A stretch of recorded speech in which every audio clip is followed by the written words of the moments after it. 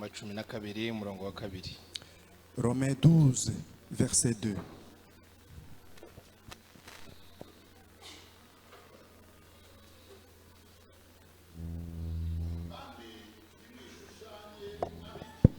Yego.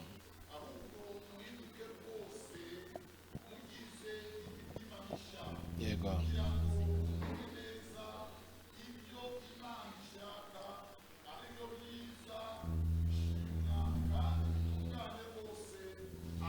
Amen.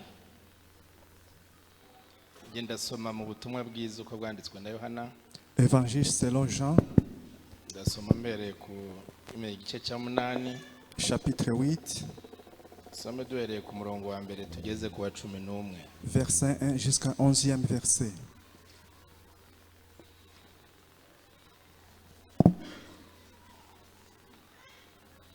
Ubutumwa bwiza uko bwanditswe na Yohana Évangile selon Jean, igice cya 8 chapitre 8, duhereye ku murongo wa mbere tugeze ku wa 11. verset 1 jusqu'au 11e vers. Ndasoma muri Bibiliya ijambo ry'Imana, ariko iyo itangira iki gice gitangira ku murongo wa 53 w'igice cya 7. Dans ma Bible, ça commence au 57e vers du 7e chapitre. Aravuga ngo nuko bari kubura buri muntu asubira iwe. Yesu ajya ku musozi w'iminzenze, umuseke ukebye agaruka mu rugo rw'ingoro y'Imana. Abantu bose baramusanga maze aricara atangira kubigisha. Abigisha amategeko n'abafarisayo bamuzanira umugore wafashwe asambana, bamuhagarika hagati yabo. Baramubwira bati, mwigisha, uyu mugore yafashwe asambana. Mu mategeko Musa yadutegetse kwicisha amabuye abasambanye. Mbese we urabivuga wiki? Ibyo babivugiraga kumutegera mu byo avuga, ngo babone ibyo bamurega. Ariko Yesu ariyunamira atangira kwiyandikisha urutoki hasi. Abonye ko bakomeje kumuhata ibibazo, Yesu arunamuka arababwira ati, udafite icyaha muri mwe aba ari we ubanza kumutera ibuye. Nuko arongera arunama akomeza kwiyandikisha hasi. Nabo babyumvishe batyo bagenda umwe umwe, uhereye ku bakuze, basiga Yesu wenyine na wa mugore akiri aho yarari. Yesu arunamuka aramubaza ati, mugore, babandi bari he? Ese nta numwe waguciriyeho iteka? Nawe aramusubiza ati, ntawe mwigisha. Nuko Yesu aramubwira ati, nanjye ntateka nguciriyeho, genda. Uhereye ubu ntuzongere gukora icyaha. Mwakire neza ijambo ry'Imana. Amen.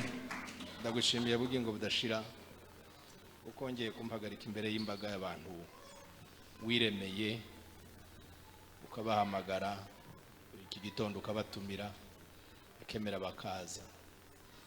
Umwanya ntubu w'imfabusa, ahubwo kugira ngo bagaburirwe kandi bahage, bagende bahindutse. Ijambo tumaze kumva tubwiye ko tutagomba kukumvira ubusa, ahubwo tukumve kandi tukumvire tunabishyira mu bikorwa. Nkoresha kuko wantoranyije, ikuzo rikugarukire none n'ibihe byose mu izina rya Yesu. Amen. Amen. Umushumba yanezerewe murimo kuririmba. Le pasteur était dans la joie quand vous chantiez. Akomeza kwiyongeza indirimbo ndetse akomeza no kunyongera n'iminota twicaye. Il a augmenté des chansons et moi-même il m'a augmenté des minutes. Ariko Imana ifashe tugendere kuri gahunda. Je demande que le Seigneur m'aide pour respecter le temps. Ariko nitugira icyo turenzaho cyangwa nitugabanyaho ntimuducira urubanza. Si nous dépassons ou réduisons quelque chose, ne nous jugez pas. Umutima rero wambwiye ngo nshimeho gatoya Je vais témoigner un peu. nindangiza nzarugarura n'uyu mwana w'umukobwa Après cela, notre sœur et frère Jean-Paul, baze dushiremo cya gisirimba kirya wasabaga nous allons louer le Seigneur dans la cya danse. kindi noneho turebeho iminota mikeya ariko simbujije abandi bose bakiyumvamo nabo Je n'empêche pas aussi d'autres qui veulent danser, louer avec abo nous. ngituye cyane n'uriya mwana Mais nzarugarura cette chanson, je la dédie à notre sœur et frère nshimira Jean-Paul. imana kuko twabonye neza yayo muri iki gitondo Je bénis Dieu parce que nous avons eu sa grâce.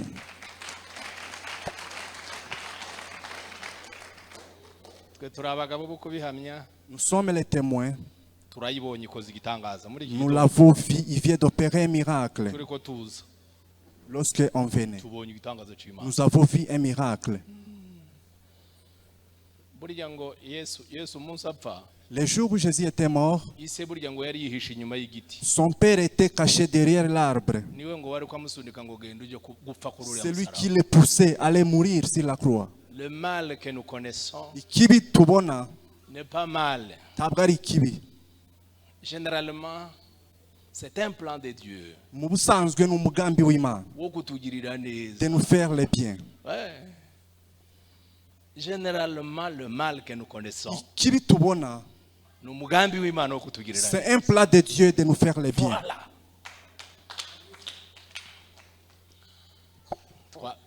twabonye ineza y'Imana Nous avons vu la bonté de Dieu. cya kabiri Deuxièmement, ndashimira ko naje hano je bénis Dieu parce que je suis là.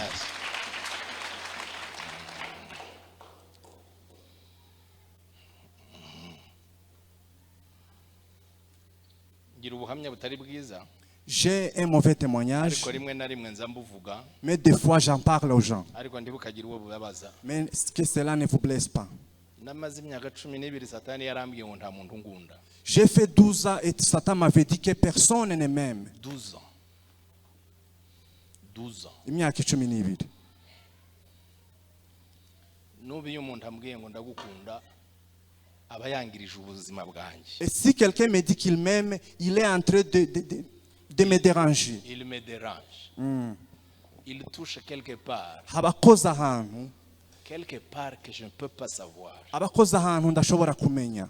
kuko umunsi ngira Le jour où j'étais guéri, umuhungu umwe niwe wavuze turi mu kanisa aravuga ngo nkunda seti ngo kandi mugabiye inka quelqu'un a dit j'aime le pasteur et je lui offre une vache. numva ikintu ko gishishimuka kuva ku mutwe kigera mu birenge J'ai senti quelque chose qui a commencé de la tête jusqu'aux pieds.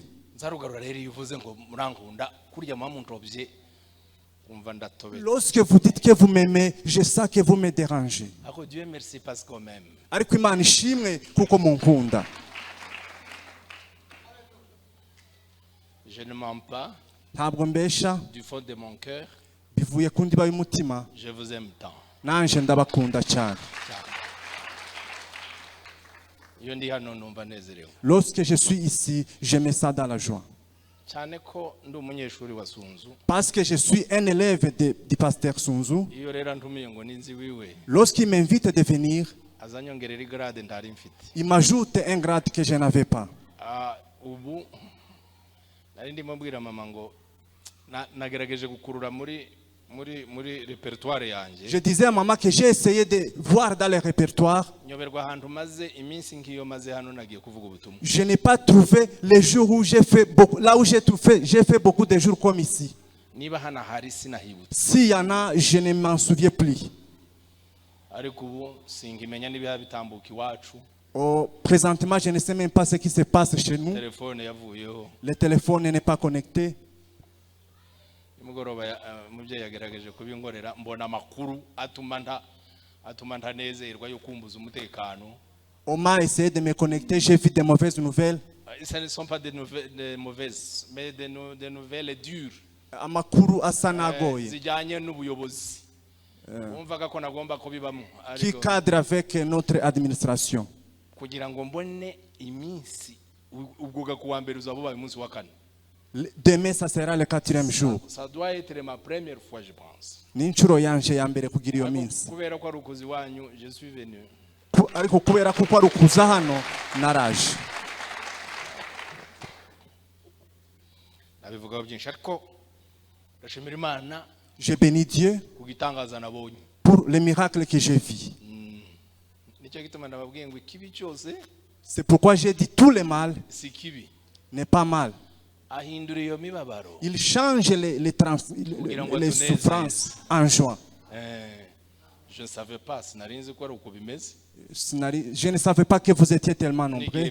N'igihe mperuka si uko mwari mumeze. Même quand j'étais ici, ce n'était pas comme ça. Ariko nyuma y'akantu Après un temps, ngira ngo noneho byasubiye inyuma. je pensais que les choses ont diminué. ngo nze kuwa gatanu koko ndavuga ndi abantu byarashije. Le vendredi, je disais que ça ne va pas. Ejo ho mu gitondo ndavuga ndi Hier matin, je disais, ntawabarenganya niko byagenze. c'est comme ça, c'est ça la situation. Mais ce matin Ariko uyu munsi, ndavuze ngo Mana uhabwe icyubahiro. je dis merci Seigneur.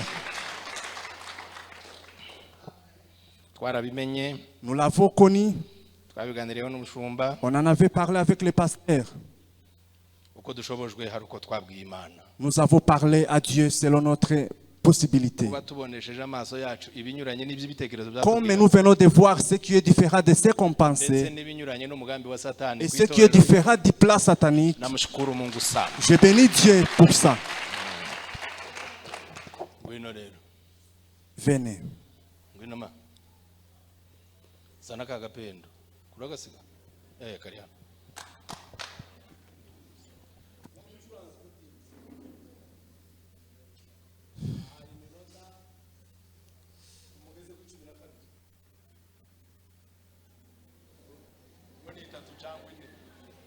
Trois, 4 minutes.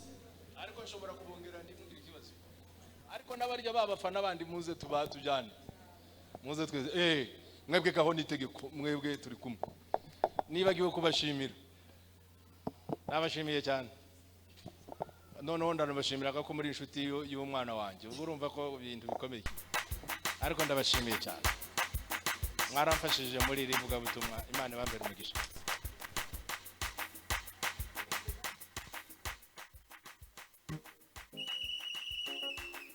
Yes.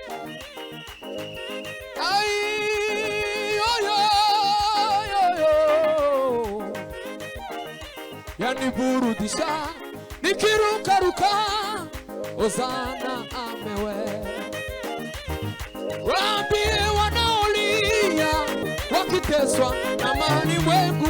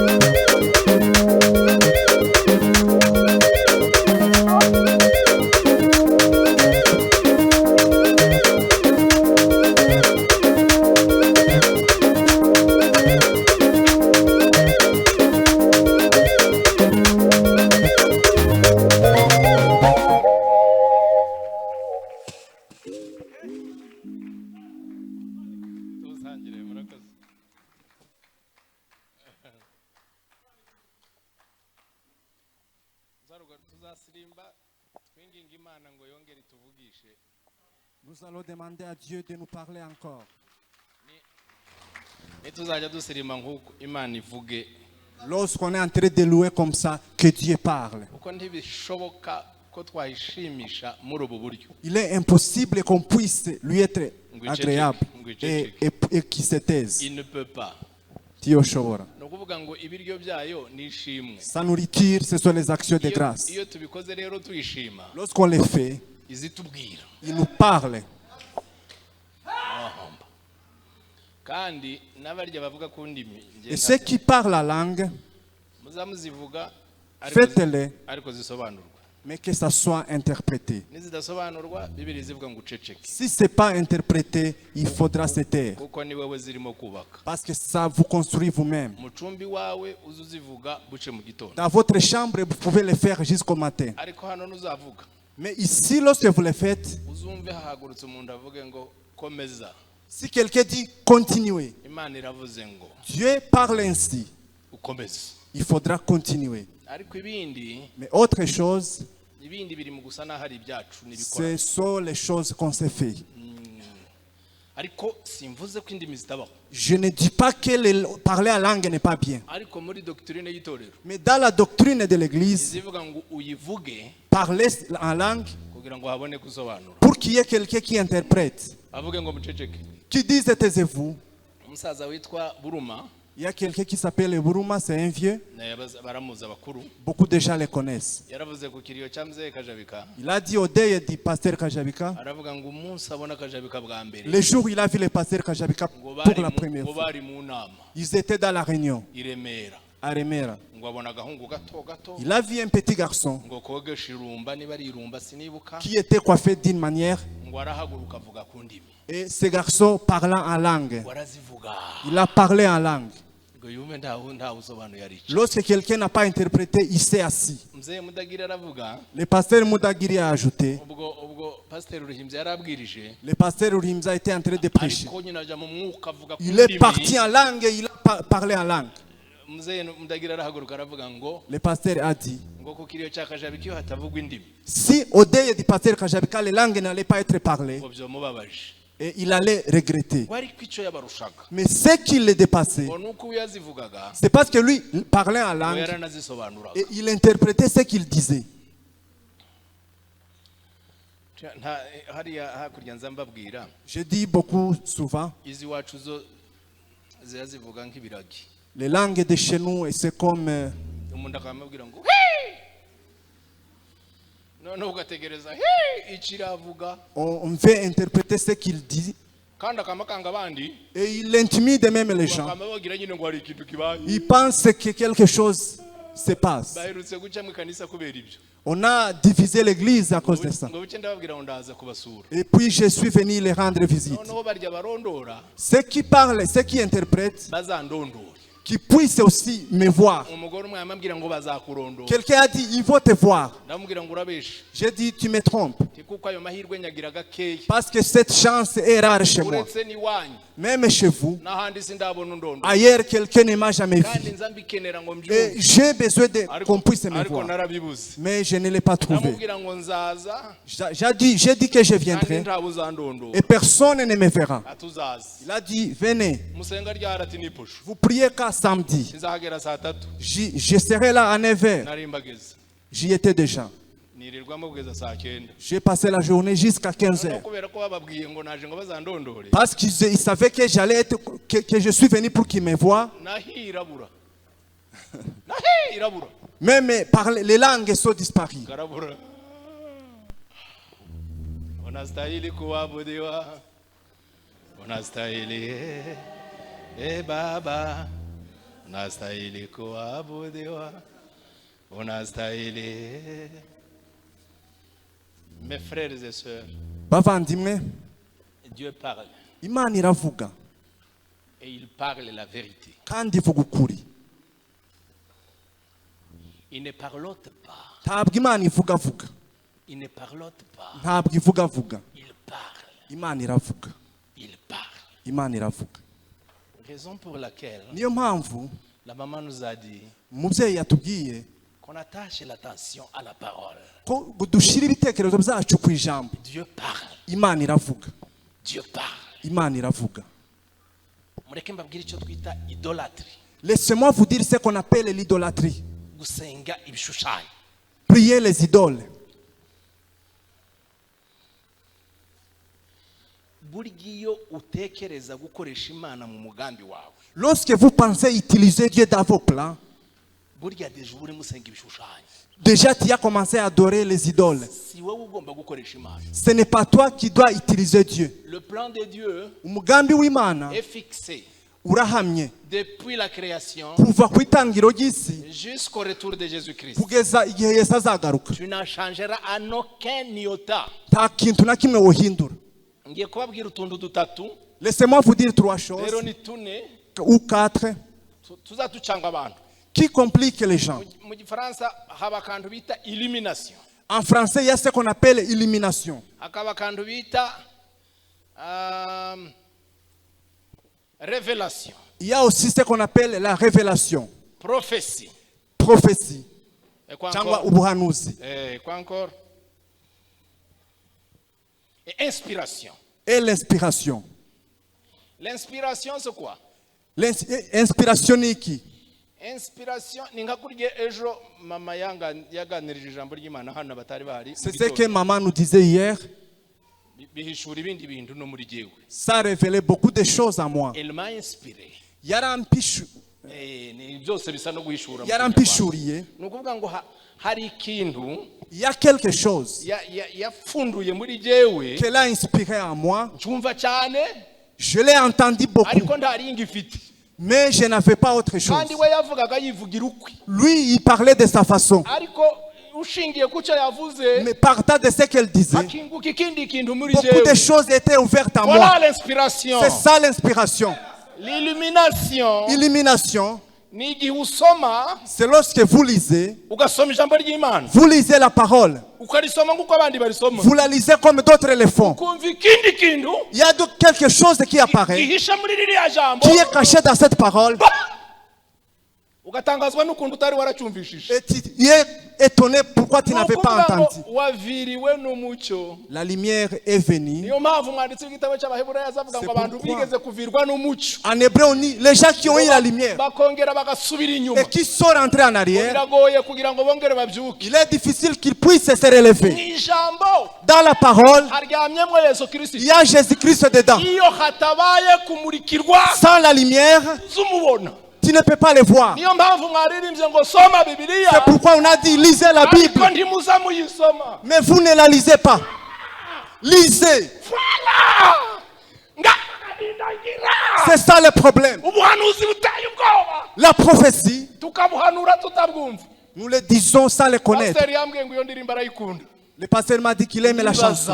Je me suis posé la question. Nashatse gutekereza ko bayihimbye. Les gens qui ont composé la chanson, Biturutse kuri société biblique. c'était par la société biblique Irimo ishaka uko bamamaza Bibiliya. qui veut qu'on puisse publier la Bible. Kuko mu minsi Parce que dans les jours à venir, mu minsi ishize dans les jours passés, za Bibiliya zari zabuze. les Bibles étaient rares. Haboneka za Bibiliya z'aba Yehova.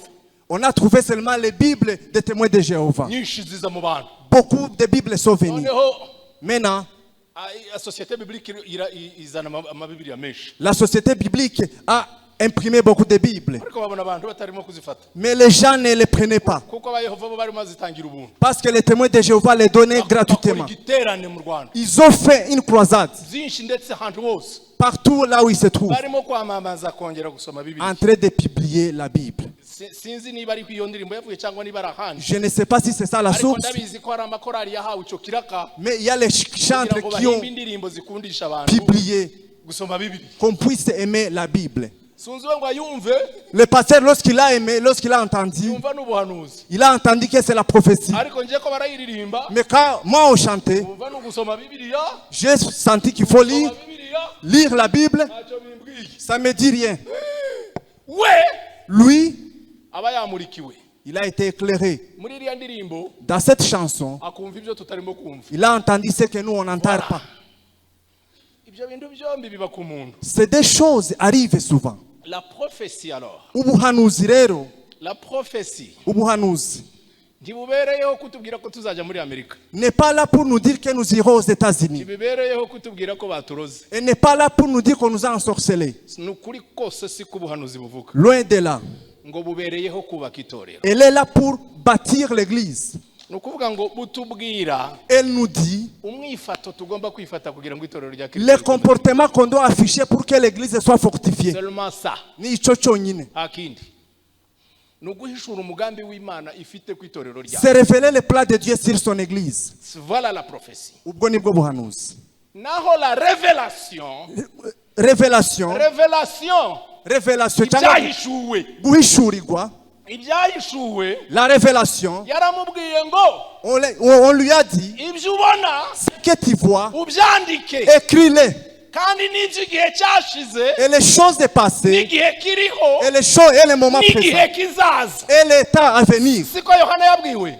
Ni ukuvuga ngo hari umurongo w'ubuzima bw'Imana Il y a les plans de Dieu kuva isi yaremwa depuis la création kuzageza isi ishaje. jusqu'à la fin du Aramubwira monde. ngo ngiye Il a kubiguhishurira dit, je vais te révéler ibyashize les choses passées, n'ibiriho les choses présentes n'ibizaza. et les choses à venir. Burya nta gitangaza yabonye. Il n'a pas vu quelque chose. Nuko Imana yamukinguriye akantu C'est parce que Dieu a ouvert. abona la ligne droite de la vie de Dieu. Abona umurongo umurongo mugari w'ubuzima bw'Imana. w'ubuzima bw'Imana. Voilà. Nico.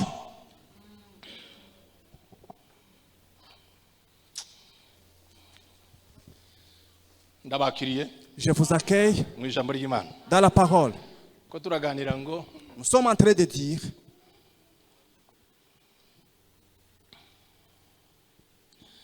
ngo mureke kwishushanya n'abiki gihe. ne vous conformez pas au siècle présent. Nicyo twavuze ku munsi wa mbere. C'est ce qu'on a dit les premiers jours. Turavuga ngo birashoboka On a dit qu'il est possible ko tutakwishushanya n'abiki gihe. qu'on ne puisse pas se conformer au siècle Ariko présent. bishobora no kudashoboka. Mais aussi il est impossible. Kubera ko Parce que turemye mu biki gihe. nous sommes créés comme les gens de ce monde. Turemye mu byiki gihe. Nous sommes créés aux choses présentes. Twavuze ko uyu mubiri wacu Nous avons dit que notre chair wifuza ibibiriho. souhaite les choses qu'elle voit. Nibyo bisubizo byaho. C'est ça, ses réponses. Nimugoroba Hier, ndaza kubereka ukuntu uyu muntu azapfa le soir, on va vous montrer comment la personne meurt n'ukuntu wa muntu w'imbere azabaho. et la façon dont l'homme intérieur vit. Ariko ngiraho reka mbibabwire Mais je vais vous le dire, ndabigarukaho nimugoroba. on va y revenir le soir. Mu byaha kurya tugira bibiri Nous avons des péchés, by'ubwoko bubiri. deux sortes de Hari péchés. ibyaha dukora, Il y a les péchés que nous faisons hari n'icyaha kavukire. et il y a aussi des péchés originels. Ibyaha dukora Les péchés que nous faisons, ibyo bibiri zivuga ngo bose bakoze icyaha c'est ce que la Bible, tous bigera ont péché. bashikira ubwiza Et bw'Imana. ils n'ont pas pu trouver la gloire de Dieu. Icyo cyaha Ces péchés, gikurwaho n'imbabazi z'Imana. elle est lavée seulement par la Le compassion de Dieu. pardon. Le pardon de Dieu. Ariko icyaha karemano Mais les péchés originels, ariyo bibiri iza yita ngo ni le vieux homme. c'est que la Bible dit, le vieux Umuntu homme, wacu wa kera le vieux homme, aza yicwa n'umusaraba gusa. il est tué seulement par la croix. Seulement ça. Turaza kubigarukaho mu mugoroba. On va y revenir le soir. Ibyo rero nababwiye ubushize Ce que je vous ai dit la fois nababwira passée, ngo bishobora kudashoboka il est impossible ko umuntu que la personne atokwishushanya n'abiki gihe ne se conforme pas au kuko siècle présent. avutse muri matière y'abiki gihe Parce qu'il est formé dans la matière présente. abana n'abiki gihe Il vit avec les gens de ce monde. asangira n'abiki gihe Il partage avec ces gens. kugira ngo abavemo Pour quitter, n'igita. c'est un miracle. Nicyo nababwiye C'est ce qu'on a dit. nababwira ngo agakiza J'ai dit que les sali, niyo miracle ya mbere y'Imana. nico gitangaza cya mbere Gukora cy'Imana. icyaha nta gitangaza Péché, ce n'est pas un miracle. ariko kuva mu cyaha nicyo gitangaza. Mais abandonner le péché, c'est ça le miracle. kuvuga ngo uyu muntu Cet homme, kugira ngo umutegeke pour le guider, areke kwishushanya n'uburyo akozwemo de ne pas se conformer dans la façon dont birakomeye cyane. il est impossible. Ariko tuvuge ko icyadushoboza ni kimwe Ce qui peut nous aider, nuko twakumva ijambo ry'Imana c'est écouter la parole. ryonyine riza riduhundura Elle nous transforme. rikadushoboza. Elle nous Nuko fortifie. twavuze rero uwo mugore C'est lorsque nous avons parlé de la mama femme yavuze que notre maman venait de dire. uwo mugore Cette femme, hari ahantu bavuze là où elle a dit, ni naho natsindagiye nuko benshi batahumvishije. Yesu yaramubwiye ngo Jésus lui a dit, unywa kuri aya mazi celui qui boit cette eau azapfa azagira inyota kandi aura soif et mourra. ariko ngo unywa ku mazi muha Mais celui qui boit l'eau que je donne, we lui, azaba isoko Il sera une source y'amazi y'ubugingo. de l'eau de la vie. Bituma rero ngo amare kubyumva neza, Lorsqu'elle a entendu, asiga ikibindi cy'amazi asanzwe, elle a laissé la calebasse de l'eau ordinaire. yikorera ikibindi cya suruse y'ubugingo, Elle a pris la calebasse de l'eau vive. agenda Elle est partie. ajyana amazi y'ubugingo, L'eau de la vie. asiga amazi Elle y'igisiga, a laissé l'eau normale. asiga amazi yo kuri Elle a robine. laissé l'eau du robinet. Hey!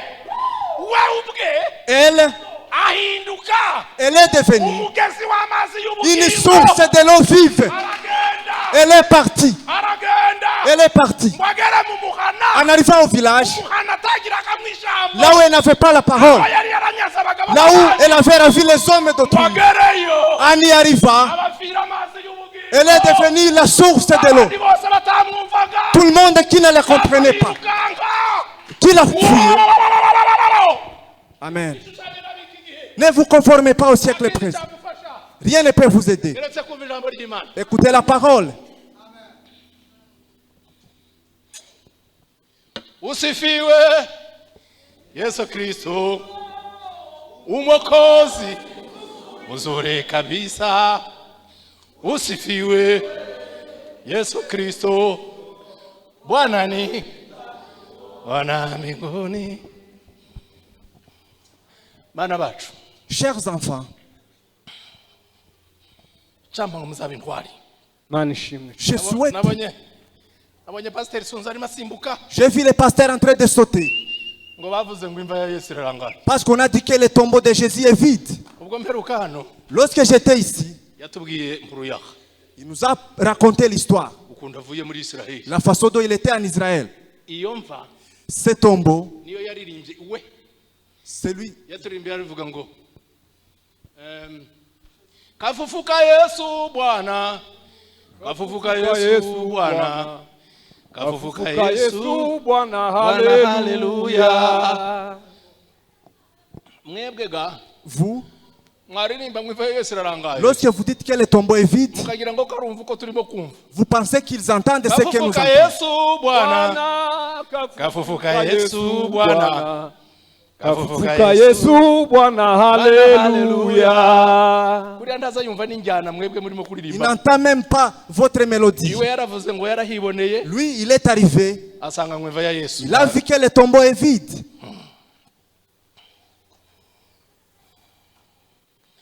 Bana banjye, Chers enfants, icyamba ngo muzashakishe ibyo bintu. je souhaite que vous cherchiez ces choses. Ndaje mbabwire Je vais vous dire, kandi nshaka mbivuge, ibi byose nabaganirije tout ce que je vous ai parlé, n'ibyo abandi bababwiye et tout ce que les autres vous ont dit, n'ibindi abandi et bazababwira tout ce qu'on vous dira, bigira umumaro ça a l'importance iyo twicaye lorsqu'on se met assis, dutuje tranquillement, tukikosora twenyine, on se corrige nous-mêmes nta wundi muntu uhari, à 100 personnes, nta wundi muntu uhari 100 personnes, atari hano, 100 personnes. wenyine Vous-même, ukibaga, vous commencez à vous faire l'introspection. kandi biza bibabaza wa mukobwa, Et ça fait mal.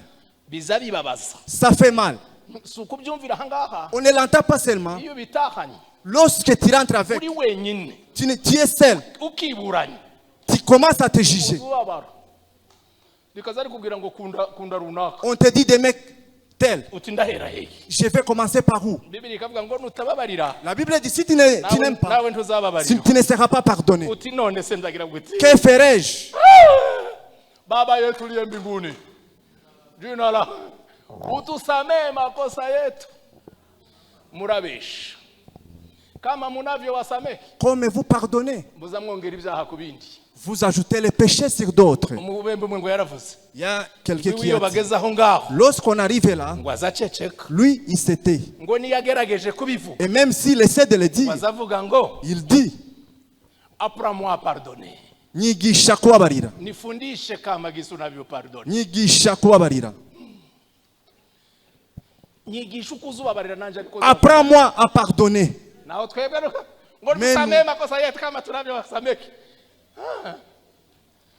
Kugira ngo wikosore kuri icyo kintu, Pour te corriger, ngo usamehe umuntu wakwibye atagusabye imbabazi, pardonnez celui qui vous a volé sans qu'il ne vous demande. n'icuma kandi waza akabikubwira, Et si on vous le dit, wababariye uyu mugabo, est-ce que tu peux pardonner cet homme? urimo murafiki, bavuga ngo kandi no gukoraho Je peux te faire mal. baza kumbwira ngo Tu me dis de les pardonner. n'inka yanjye yakubise ejo bundi Avec ma vache qu'il a prise. iyo uri wenyine umaze kubyumva ibi ngibi Lorsque tu es seul, ukajya kwicara ukabyipimaho tu commences à le biza faire. bikuvusha amaraso Ça fait mal. biza bikuvusha amaraso Ça fait mal. iyo bitaraba Lorsque cela n'est pas fait, byose tuvuga ntuzabyumva tout ce qu'on dira, tu ne vas pas entendre.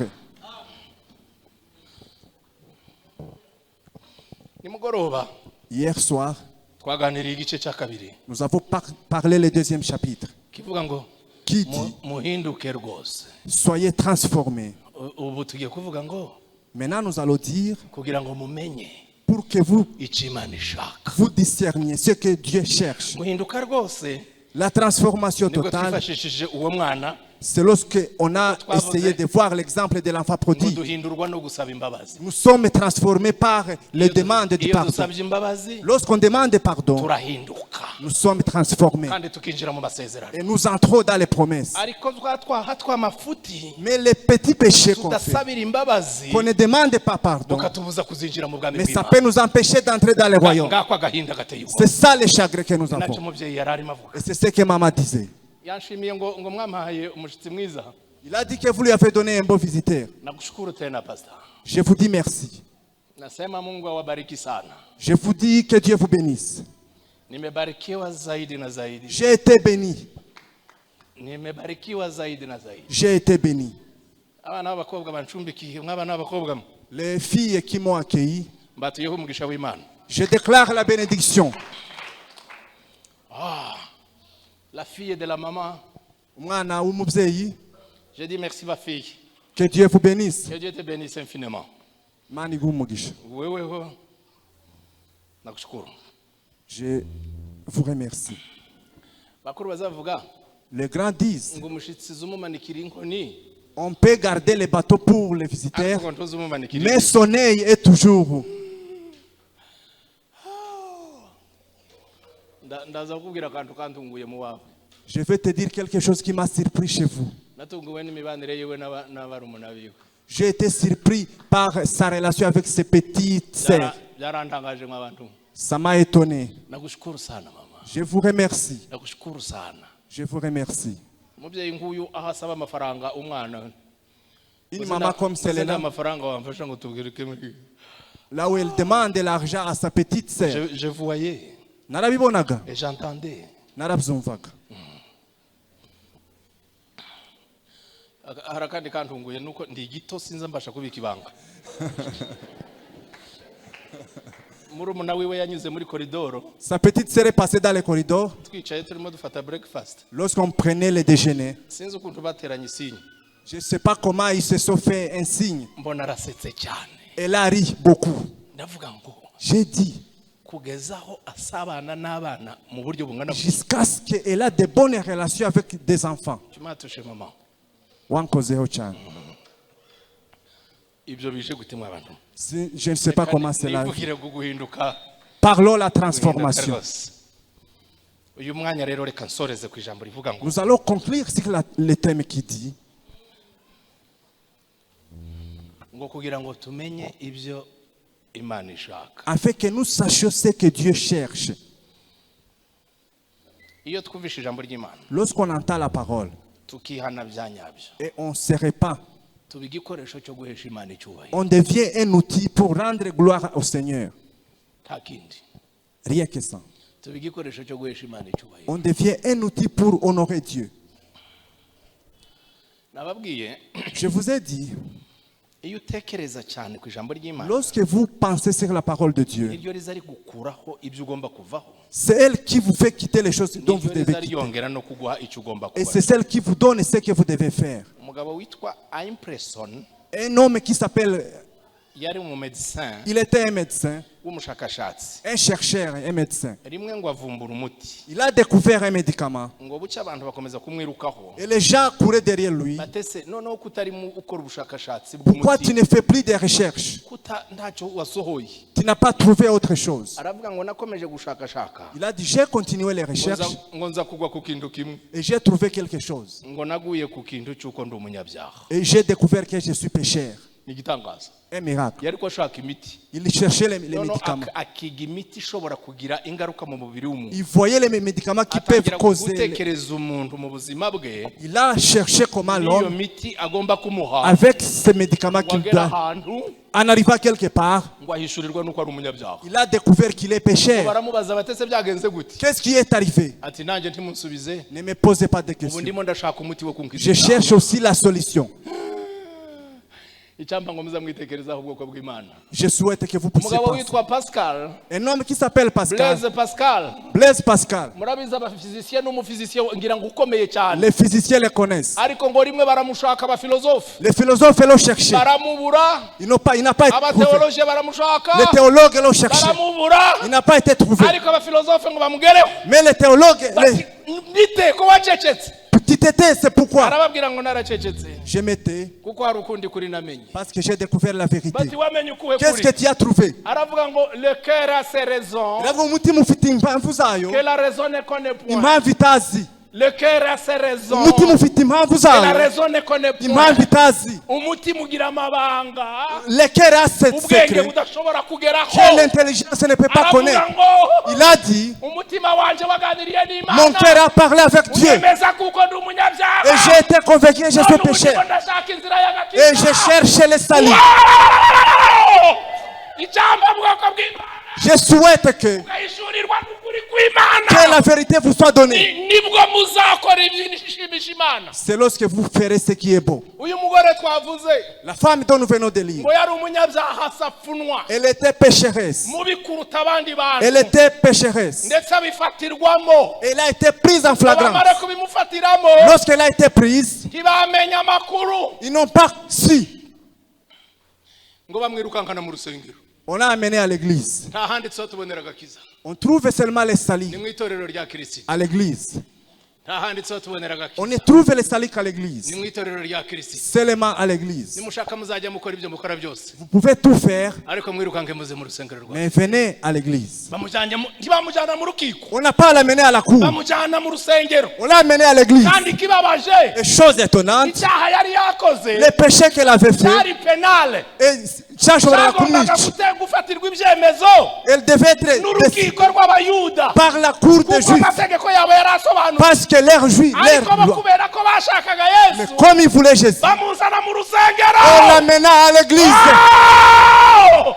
Ay, ay, ay, ay, ay, ay, ay. Amen. bariya bari mu kukurwanya Ce qui te font biriya les bibazo combats, byose uri mu guhura tous les nabyo problèmes que vous ubwira avez, imana bikakwinjiza mu rusengero si ça vous fait entrer à l'église, uzahasanga umugabo tu vas rencontrer kuko quelqu'un. ab'isi Parce que les gens du monde, ab'isi les gens du monde, bafata abantu ko ari abo gupfa ils pensent que les gens doivent mourir. satani Satan, adufata ko turi abo il gupfa pense que nous devons mourir. abagizi ba nabi Les méchants, badufata ko ari abo gupfa ils pensent que nous devons mourir. ariko ibanga batazi Mais le secret, ni uko kuri kirisito parce qu'à turi Jésus, abo gupfa nous ne devons pas mourir. Nous devons être sauvés. haleluya Alléluia. Ay, ay, ay, ay, ay, ay. Amen. isi Le monde, n'ubu irimo irashaka ngo itwice il veut nous tuer. ariko kirisito Mais Christ karabona turi abo gukizwa voit que nous devons être sauvés. umunyabyaha asafunwa Elle était pécheresse. ati turamufashe Elle est prise en ari flagrance. uyu mugore Cette femme, ari na kirisito wiwe avec son Christ, turababonye nous les prenons jugu jugu jugu en flagrance n'imbere ya kirisito devant Jésus. bati turamufashe Elle vient d'être prise. kandi amategeko aramubyemera ko tumutera amabuye Et les lois nous ordonnent de les lapider. none wowe uravuga iki Que dis-tu? bya bindi nababwiye byo gutekereza Ce que je disais, abaha umwanya wo gutekereza Jésus donna le temps de iwe réfléchir. yiyandikisha Il était en train d'écrire, ariko arabaha umwanya mais il leur donna le temps. ngo nabo babe Qu'ils nk'abitekerezaho puissent aussi réfléchir sur eux-mêmes. bakomeza kumuhata Ils ont essayé de les pousser. abaha umwanya wo gufata wo gutekereza Il les a laissés ngo ajye kunambuka toke en se levant. nanjye ndabyemeye Il a dit, j'accepte. kandi tumutera amabuye pe Lapidola. ariko udafite icyaha Mais celui qui n'a pas le péché, nabo uwa mbere soit le premier à jeter la pierre. ibintu nari mbabwiye nimugoroba Ce que je vous ai dit hier, n'ubu ndabisubiramo je le répète. ninde muri mwe Qui parmi vous udafite icyaha n'a pas un péché, ngo amutere ibuye wa mbere qu'il soit le premier à lapider? ninde muri mwe Qui est parmi vous? biriya urimo kwiriranwa mugenzi wawe Tout ce que tu fais à ton prochain, hariya uri mu gukorana na mugenzi wawe Là où tu travailles avec ton prochain. ryateka uri mu gucira mugenzi wawe Le jugement que tu fais à ton prochain. uri iki Qui es-tu? urinde Qui es-tu? kugira ngo ucire abandi bantu Pour que tu juges les autres. ko nawe uri umunyabyaha Toi aussi tu es pécheur. uri uwo kugirirwa Tu imbabazi es pécheur aussi. ninde muri mwe Qui est parmi vous? utarakora icyaha Qui est sans péché? abo wa mbere ngo amutere amabuye Sois le premier à lapider la femme. ngo batangira gusohoka urusorongo Ils ont commencé à sortir un à un. kandi ngo bahereye ku bapasitori Et commença par les pasteurs, yavuze ngo abakuru les plus grands. ibibiri yiriye zivuga ngo abasaza La Bible dit les anciens, ba bandi bavuga ngo twebwe twatangije itorero les twari sages. nibi niko byagombaga kugenda Ça devrait être ainsi. utarakora icyaha muri mwe nabi Qui n'a jamais péché, soit les premiers. bose biramanuka Tous les Yesu péchés sont. narababwiye ngo tane Je vous ai dit, tane yaravuze Tane a dit, ngo uko ukoze icyaha lorsque vous péchez, kiza cyandikwa munsi y'izina ryawe le péché est écrit uko ukoze icyaha en dessous de votre nom. kiza cyandikwa munsi y'izina Tout ryawe péché que vous faites, on l'écrit nta na en kimwe dessous. cyatakaye Rien n'a été na perdu. kimwe wowe utazawibuka Même ce que tu ne te biranditse souviens munsi pas. y'izina ryawe C'est écrit en dessous de votre kimarwa nom. gusa nicyo nababwiye Elle est éliminée seulement le pardon par le pardon. naomba msamaha baba Je demande pardon. nibwo amaraso ya Yesu Kristo C'est lorsque le sang de azaba Jésus ishifo devient un chiffon agahanagura biri pour laver les péchés. ngo bavuge Lorsqu'ils ont dit, buri wese ibyiwe biramanuka tous les péchés qu'il a fait sont devenus sont bagenda devant lui. urusorongo Ils ont sorti. arababaza ngo wa mugore we mwumve igitangazamakuru Écoutez maintenant les miracles. Écoutez les miracles. ngo wa mugore w'umunyabyaha La femme pécheresse basigaranye na Yesu bombi est restée seulement avec Jésus. iyi si nubwo iturwanya gutya Même si le monde nous combat, iyo twasigaranye na Yesu lorsqu'on est avec Jésus, tuba tuharongera ijambo ry'ihumure nous trouvons la parole. elle est restée avec Kristo Yasigaranye na Yesu wenyine. bombi babiri Deux seulement. icyampa ngo tuzadusigarana na Je Kristo souhaite que nous restions avec Jésus. icyampa ngo tuzadusigarana na Je Kristo souhaite que nous restions avec ubwo Jésus. isi yaba yahagurutse Même si le monde se lève, bose bashinyitse tout le monde se lève. icyubahiro cyakomeye haleluya icyampa ngo uzusigarana na Je Kristo souhaite que nous soyons avec Jésus. aramubaza ngo Jésus lui posa la abantu question. bari bagiye gutera amabuye Où sont les gens qui t'accusaient? bagiye hehe Où sont-ils? ntibaguciriye iteka Ils ne t'ont pas jugé. ndaramubwira ngo ya mwami Il a dit non. aramubwira ngo genda Il a dit va. nanjye ntaryo nguciriye Je ne te condamne plus. ariko ntukongere gukora icyaha Mais ne péche plus. ndabasaba Je vous demande, kugira ngo mumenye ibyiza pour bien connaître kirisito abagambiriye Christ, ce que veut. ijambo uyu munsi Je souhaite que ngo mwemere mwumve iryo jambo vous entendiez. genda Allez-y. nanjye ndateka nguciriyeho Moi aussi, je ne te mu condamne gice pas. cya 12 12e chapitre. uriya mugore rero arigaragaza Cette femme s'est manifestée. ariko mu gitabo mu zindi ntumwa ko ari zitatu Mais d'autres apôtres, baza bavuga ngo yari yatumijwe na simoni elle était invitée par Simon. munkurikire ndangize Écoutez-moi. yari yatumijwe na simoni Elle était invitée par kandi Simon. ngo afite intego yo kumusuzuguza Et il avait Non, l'envie de le kumutesha faire mal agaciro. et de impamvu zari négliger. zitatu Il avait 3 raisons. nuko C'est parce que iyo umuyuda bamwubahaga lorsqu'on respectait un juif, iyo yinjiraga mu nzu lorsqu'il entrait dans la maison, baramuhoberaga bakamusoma on l'accueillait, on faisait un bisou à icya lui. kabiri Deuxièmement, bakamuzanira amazi akoga on lui amenait de l'eau icya froide. gatatu Troisièmement, bakamuha amavuta kisi on lui donnait de yesu l'huile. ntacyo bigeze bamukorera On n'a pas fait cela pour Jésus. bamwicaza On lui a donné kugira ngo bagaragarize abandi rubanda pour montrer aux gens, bati uyu ni kienyeji celui-ci, il est nubwo arimo n'importe akora quoi. biriya byose Tout ce qu'il fait, ariko nta kigenda il est n'importe quoi. Bao! C'est un kugira ngo mensonge. tumenye ibyo yesu ashaka Pour connaître ce que Jésus Umva fait, igitangaza cyabaye écoutez les miracles. umukobwa warayuhuye nawe La femme qui a rencontré akamukuramo Jésus amadayimoni et qui arindwi a chassé les démons, abandi batabizi les autres ne le sachant pas. amenya inkuru Elle a su la ngo nouvelle. bicaye mwa simoni Ils sont chez Simon. babona akubise umuryango Elle a frappé la porte. akora amakosa atatu Elle a fait 3 erreurs. yinjira ahantu batamutumiye Elle est l'entrée là où on n'a pas aza ari invité. umugore mu bagabo mu Elle bayuda était la seule femme parmi les hommes. icya gatatu abahagarara hejuru Troisièmement, elle s'est mise ngo debout. afata umukondo w'amavuta Elle a pris l'huile. igitangaje Chose grave. iriya bibiri zivuga ngo La Bible dit, ayo mavuta ubwayo l'huile qu'elle avait, ngo ni umubyizi w'iminsi 300 c'était un travail de 300 jours. 300 jours c'est donc une rémunération de presque une année Ni ibihembo presque by'umwaka wose. twebwe hakurya Chez nous, umubyizi ni 5000 un travail c'est 5 000 francs. ubiyevariwe rero muri 300 jours En évaluant sur à 300 peu jours, près 1,5 ça peut zoba miliyoni n'amajana mwumva atanu. igitangaza cya yesu Écoutez maintenant les miracles. écoute my pastor buri ikibazo les problèmes. impamvu turimo kwigisha abantu ngo nibatange bakanga Si on dit aux gens de donner, ils refusent. tukaza tubitindaho. Ne tardons pas sur ça. Umuntu wese wahuye na Kristo Tout le monde qui a rencontré Jésus, kugira ngo amenye ibyiza data ashaka pour connaître ce que Jésus fait, azatanga kandi agatanga yivuye inyuma. il donne tout ce qu'il possède. Elle donne tout. Elle donne tout. Yafashe amavuta Elle a pris l'huile. afata na Kristo Elle a pris aussi Christ qui l'a sauvé. warahuriye mu rusengero. C'est lui avec qui il a rencontré à l'église. Kumutera amabuye. Elle allait être lapidée. Abipeze, En pesant, asanga amavuta nta gaciro. elle n'a pas trouvé que l'huile a Asanga vie. miliyoni na magana Elle a atanu trouvé ntacyo que bimubwiye. 1,500,000 n'a pas la valeur. Icy'agaciro ni Kristo. Ce qui a la valeur, c'est Christ. Elle a pris l'huile. yaripfunduye Elle n'a pas ouvert. Il a cassé kugira ngo atanatahana na vide. pour qu'il ne puisse pas rentrer avec. Il a cassé la bouteille. Twamumenye. Lorsqu'on trouve Jésus, Dutanga byose. on donne tout. Ntidutanga igice. On ne donne pas la Dutanga moitié. isuzugurwa. On ne donne pas la moitié. Ntidusanga amafaranga On ijana. ne donne pas 100 francs. Twagavuye ku gihumbi. Qui est resté sur 1000 francs? Wow! Icyamba mukamenya ibyo Yesu ashaka. Connaître ce que Jésus Iwe fait. bashaka. C'est toi qu'il cherche. Uri uw'agaciro. Tu es valeureux. Uri uw'agaciro. Tu as la valeur. Imana yakuguze umwana wayo. Jésus t'a acheté Yakuguze umwana wayo. avec ton fils. Nubwo isi itagushaka. Même si le monde ne Ariko vous uri veut pas. uw'agaciro imbere Mais y'Imana. tu as la valeur devant Dieu. Amumenaho amavuta. Il a versé l'huile.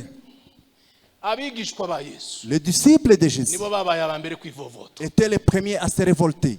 Iyo twakoreye Imana neza mama. Lorsqu'on a bien servi Baza le Seigneur, batwivovotera. les gens se révoltent contre nous. Baza batuvuga nabi. Ils se révoltent contre Kandi nous. utariye ibyabo. Et pourtant, on n'a rien mangé d'eux. Itangaza. C'est un miracle. Ariko uba ufite icyo urimo kumva. Mais tu as quelque chose que tu entends. Mu gice cya 20 20e chapitre. uriya mugore Cette femme, niwe wagiye kureba aho Yesu Kristo yazutse. elle est allée voir là où Jésus était Bagere ressuscité. kumva En arrivant aux tombes, ngo arebe en voyant, ngo arunguruke asanga ntawe urimo. il n'a pas trouvé Jésus. Ngo ararira. Elle a pleuré. Ngo arira abona abagabo babiri bicaye mu mva. Il a trouvé des hommes. Ngo baramubaza ngo wa mugore we Il a dit, femme, urashaka iki? que cherches-tu? Aravuga ngo ndashaka umwami wanjye. Je cherche mon Seigneur. Intumbi yaboze. Un cadavre qui avait déjà la Iwe corruption. akazamwita umwami wiwe. Lui disait que c'était son roi. Mu mwanya ngo abona umugabo amuhagaze Il uruhande. a trouvé un homme qui était devant lui. Baramuhamagara ngo mugore Il a dit, femme, urariswa n'iki? pourquoi tu pleures? Baramubaza ngo wamushize hehe? Où est-ce que tu l'as placé? Undi aramubwira ngo Mariya. Il a dit, Marie. Mariya. Marie. Amenya izina ryiwe. Elle a su son nom Kubita imbere. et se jeta devant lui. Baramuramya. Elle Aramubwira ngo il a dit, ndungoreho. ne me touche pas. Genda ubabwire ko nazutse. Va le dire que je suis Elle est ressuscité. la première Yabaye uwa à mbere proclamer la résurrection de Jésus. gutangaza kuzuka kwa Yesu. Mana ndagushimiye. Icyubahiro kibi cyawe. Wakoze ko kutuganirije. Hindura ubugingo bw'abawe. Turashaka kutishushanya nabiki gihe. Ariko duhindutse rwose. Kugira ngo tumenye ibyo ushaka. Dukora ibyo ukunda. Dukora ibyo dukeneyeho. Ndagusabye ngo mu izina rya Yesu. Ganiriza ubwoko bwawe bugingo. Ntabwo iby'agaciro ari ibingibi tureba. Ntabwo iby'agaciro ari ibingibi bituzengurutse by'isi. Iby'agaciro ni Yesu Kristo. Icyamba tukamutahana muri uyu munsi. Akaba mu mitima yacu bugingo. Abantu bamaze kumwivovotera. Waravuze ngo uyu mugore aho ubutumwa bwiza buzagera azavugwa. Nubu ko turamwamamaza kuko yahuye nawe ukamubwira ko utamuciriye kwiteka. Turaciye bugufi data. Twumva iryo jugwi ritubwira ko utaduciriye kwiteka. Maze natwe duhaguruke dukora ibyo ushaka n'ibyo ushima. Bisabye nizeye mu izina rya Yesu.